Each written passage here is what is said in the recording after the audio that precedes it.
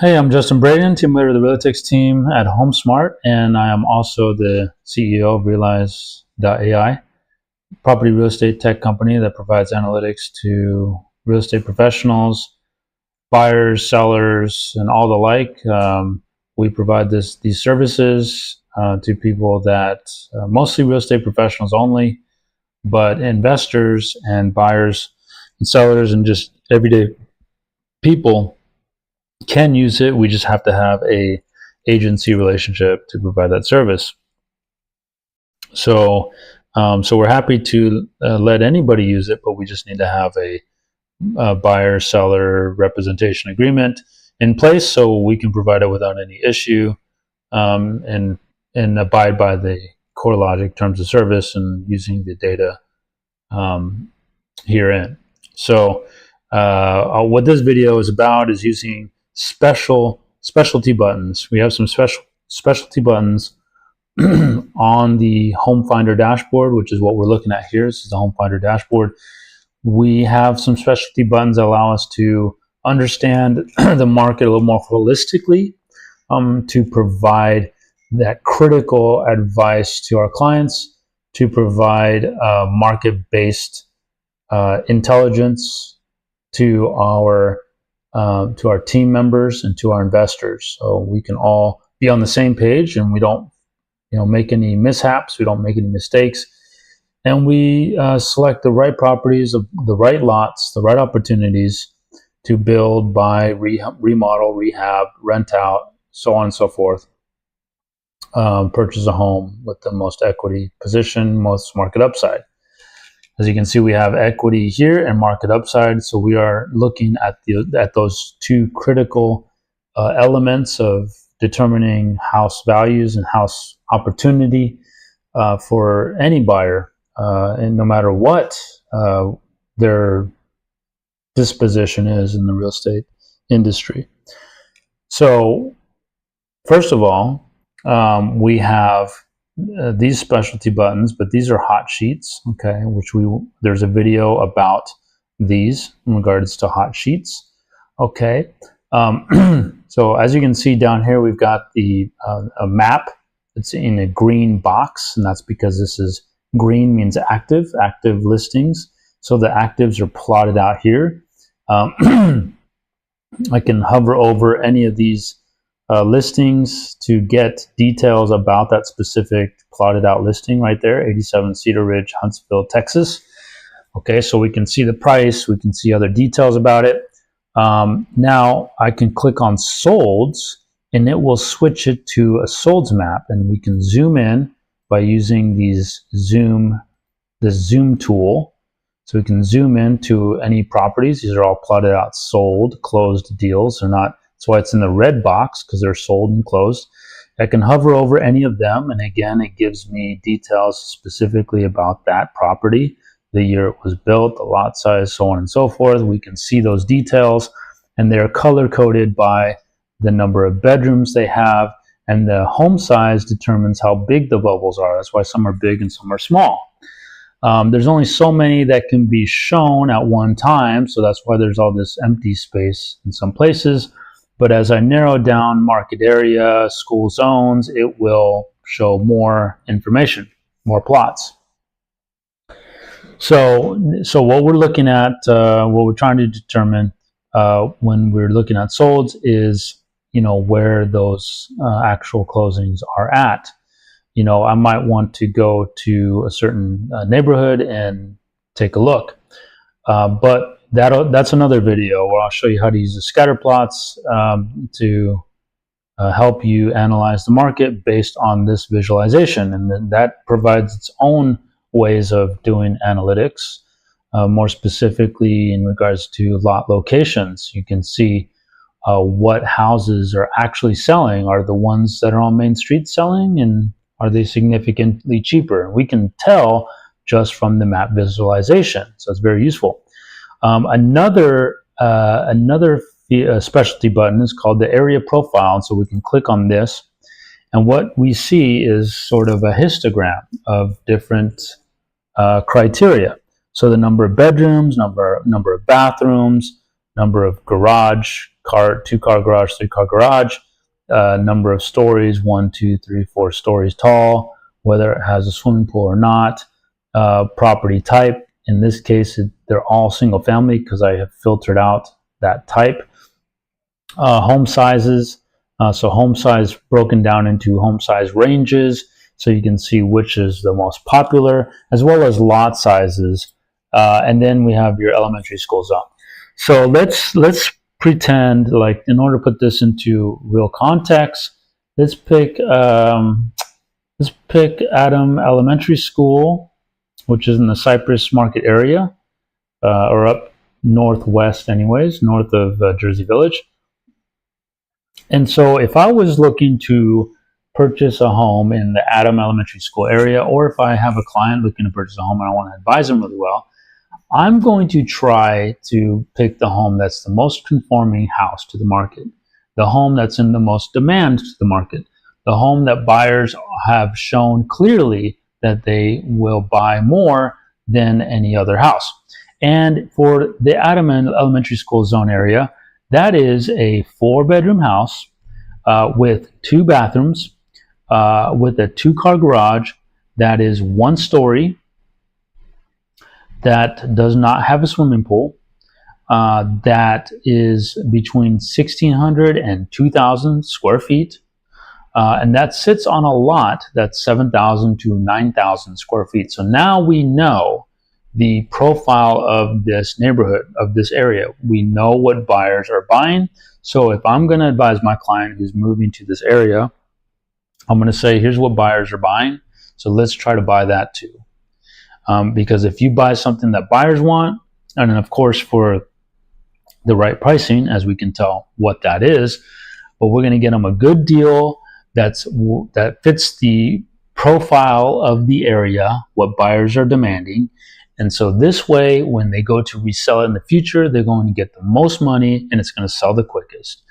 That is the goal. That's the kind of advice that we should be providing to our clients, that we should be providing to our investors, to our team members.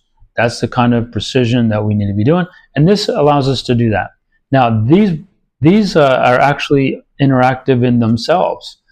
I can go to beds, number of bedrooms, click on it, and watch the numbers change.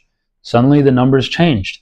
And you see in the plot, we see just blue circles. Well, that's because those are just 4 bedrooms. So now we see that the median sale price for a 4 bedroom is $317,000. Well, maybe I want to know what 3 bedrooms sell for. So I'm going to go to 3 bedroom, click on it, and that number drops to $255,000.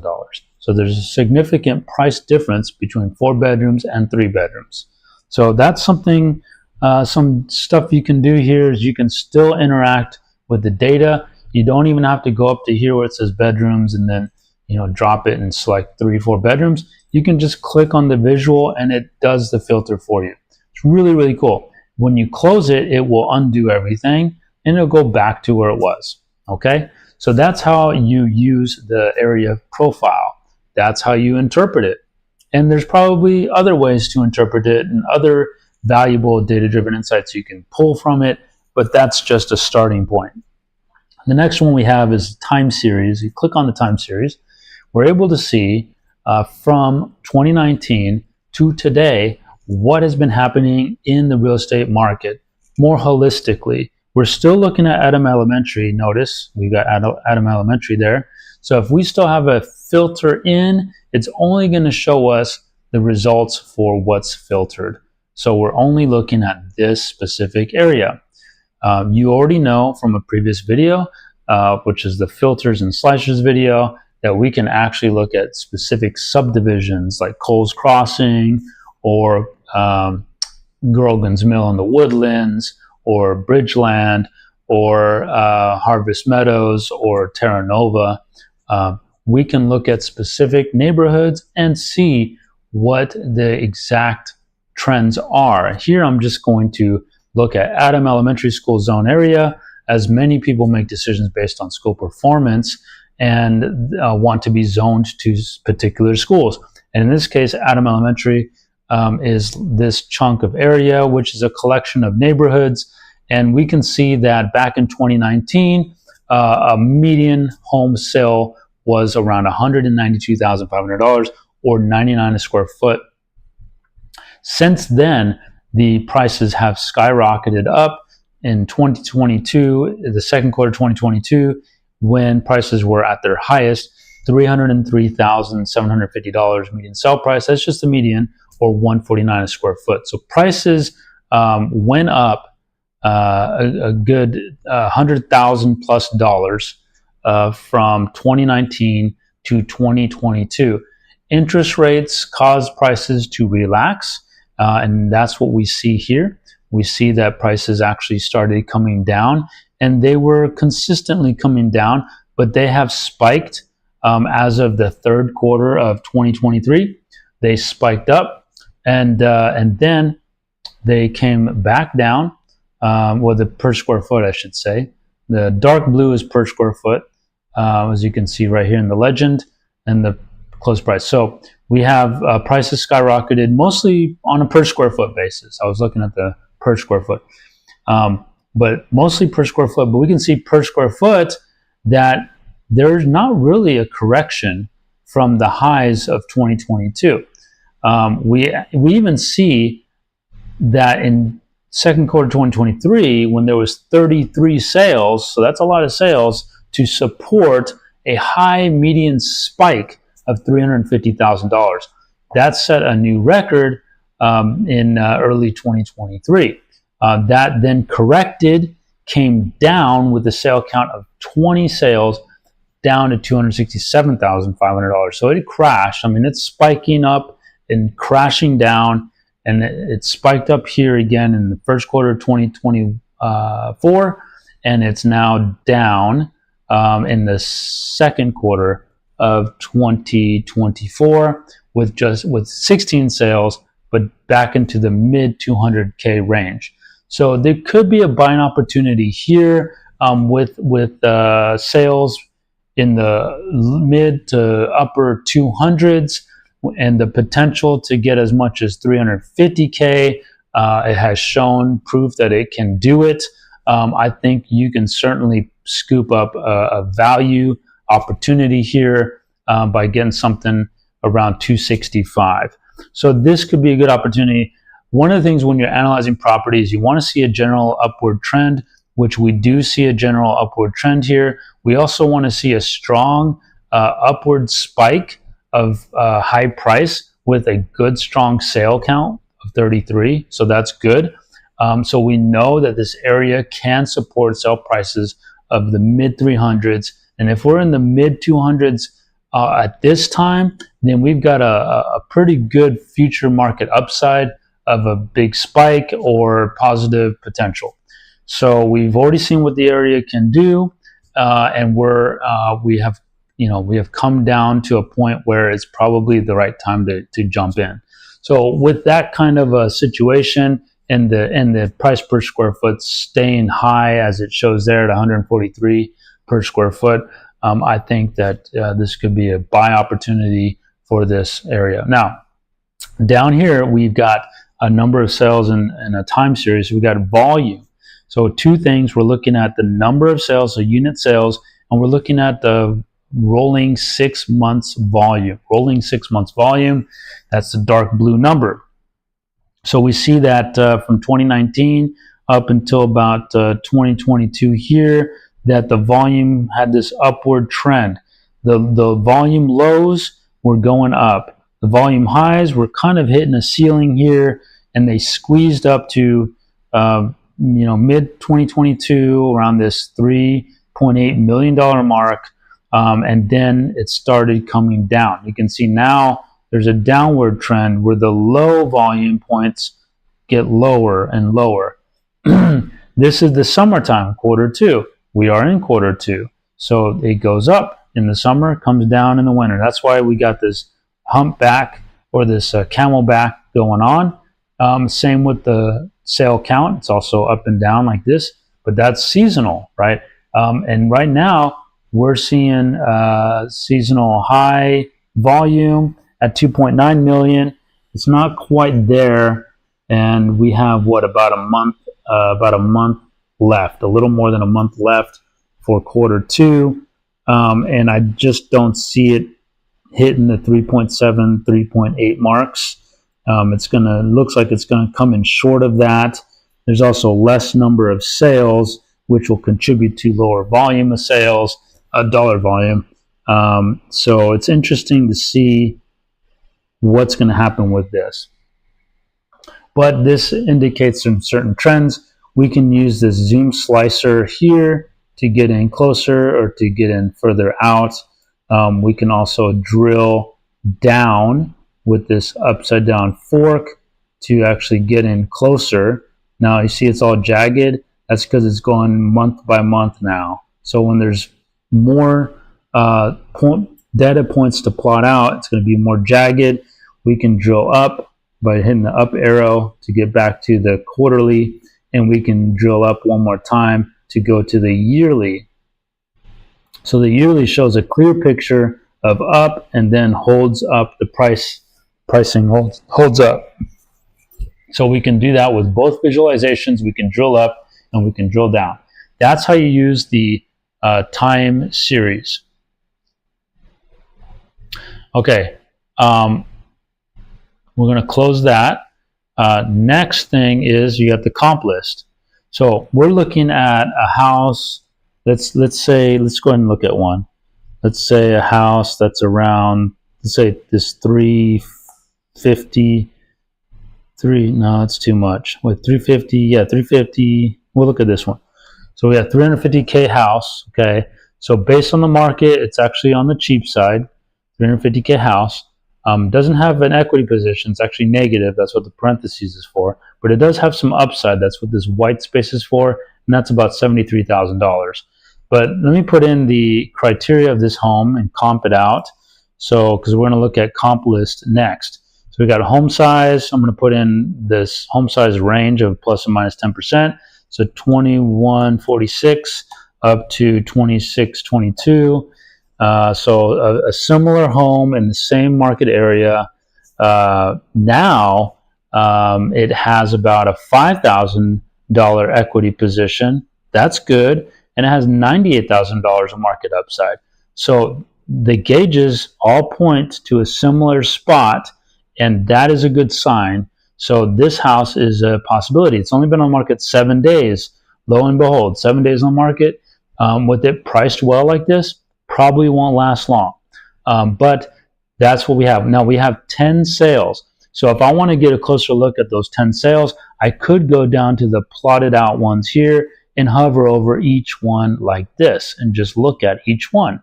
I could also go to the scatter plot and do the same thing. Hover each one and see what the comps are, because this is all sold data. Now, but maybe I don't like that. I can do comp list, and by doing comp list, it'll just stack them, and I can organize it by the cheapest on top or the most expensive on top, just like that. I have the MLS number, so I can look it up on MLS if I want to by right-clicking, copy value, and then paste it in.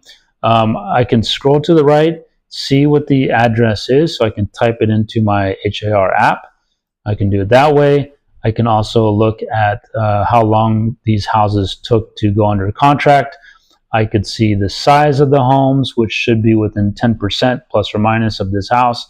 I can see the lot sizes of this home. Like, are these even comparable? And I see that we've got 70-something thousand square foot lot sizes, and this is sitting on a 7,000 square foot lot size. So I should probably cut out all of these big ones, and I can do that by putting 10,000 tops. So let's go up here, 10,000. So this is how you know, like, hey, I need to cut some out. So I'm going to go 10,000 lot size maximum, and then what happens? Well, then now we're only looking at 5 sales, and no longer do we have an equity position. So it shows that having more land is what actually give us the false sense of security on the equity position.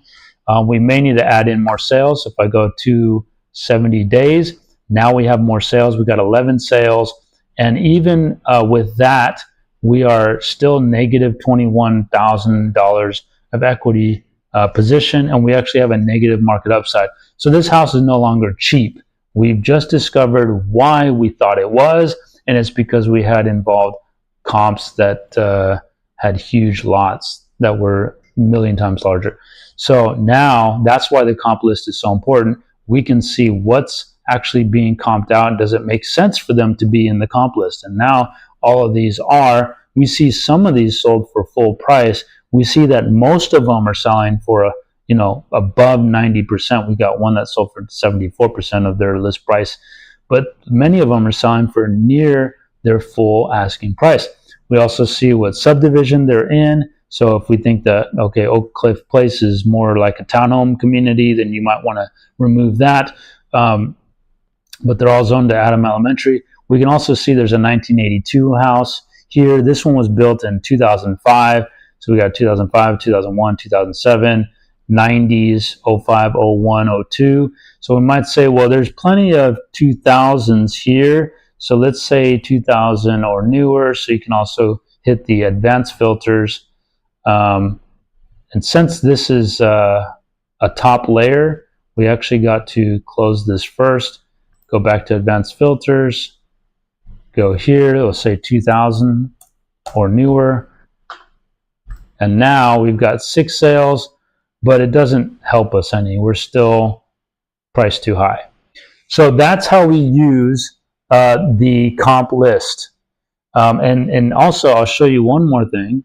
So we got comp list, and we're narrowed down to these comps, which are the most like it. As you can see, similar year built. But if I want to, I could take a screenshot. I can use this in my reports and stuff like that. I'm going to click on this focus mode. It's going to blow it up. And so now I can see all of the columns. I don't have to scroll to the right. And when I'm done with this, I hit back to report. And then I hit close list here. I can expand on anything. I can expand on the scatter plot. If I click on focus mode, the scatter plot blows up so I can see it better. This is good for meetings, good for interactions with clients, Zoom calls, things like that. So you can expand that. We can expand the map. We can expand really any visualization that you want, we can expand. So just know focus mode expands it. Okay, so now that's all I'm going to cover for this video. I will get into the scatter plot and the map in a follow-up videos. Please do put this to work, put this to use. This is a key feature of this analytics machine to help you make the smartest decisions out there. And that's my goal, providing this kind of service to you. And if you are a realtor and you're looking for a competitive advantage, or a real estate professional that's a licensed realtor, we are adding realtors to our team, real estate agents. We have 25 agents on our team right now, all analytical minded, and we are looking to add to the team. So if you're interested in that, please inquire about it. If you are an investor or somebody not licensed but wants to use the software, you certainly can. You just have to have an agency agreement with our team members, because that is how we're able to abide by the CoreLogic terms of service and utilizing the MLS data to even provide this service to you. So we do have to have a relationship, and we're happy to talk to you about that and what that looks like and how that works. And we can get that done immediately. So that way you can start using this amazing program as soon as possible, within a day, so we can take care of you. All right, well, thanks for watching, and hopefully this helps you in your analytics.